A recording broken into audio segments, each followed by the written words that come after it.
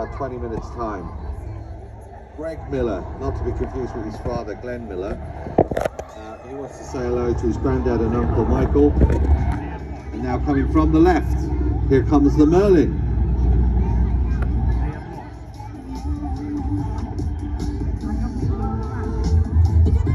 It's called Blue Kestrel, and that's the radar I was telling you about. It's specifically designed not for a radar for finding other aircraft, but for finding periscopes. So they're looking for submarines, clearly.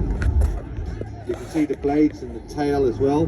When it lands on frigates and carriers, that whole tail section hinges, and you can see the hinge halfway down, and you can fold it underneath the blades. So that saves a lot of space. Also on board is Lieutenant James Wagstaff, he's the observer. First tour on Merlins. He was originally on Type 45 destroyers. Also Petty Officer Andy Butler embarked on RFA Tide Force and operating from here in HMS Cannon. And they've been supporting the Defence Strategic Objective 1, which is defence of the nuclear deterrent, in other words submarines. And they've been on Exercise Green Eel and Cable Car, and they're going to be returning to Colrose down in Cornwall after the show. So this is their final end of tour period. And all of the crews, the flight crews and the crews on the ground, would like to say a huge thank you for the families of those deployed, and they're really looking forward to going home and seeing their loved ones soon. Thank you all, sir. Thank you all for your service.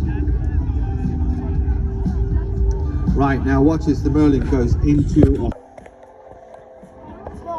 And as I've just been told by my flying spray director, Celeste Garcia-Beatty, it is indeed the Junior that is being put out the door.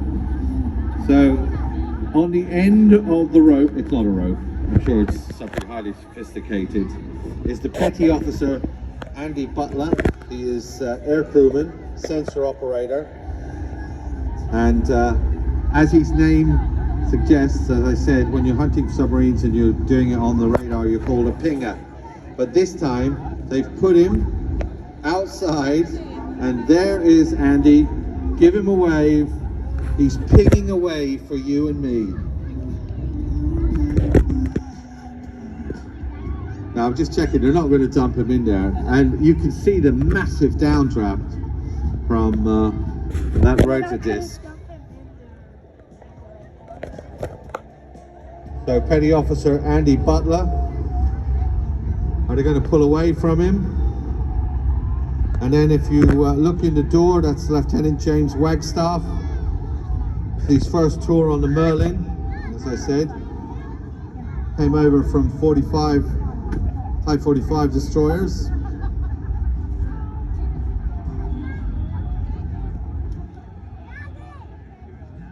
And up at the controls in the cockpit, Lieutenant Ty Moss and Lieutenant Mo James. And what they can do going forward, they can definitely do going backwards. Petty Officer Andy Butler getting the best view of the house. At least he hasn't been dipped in the water, so that's got to be said something.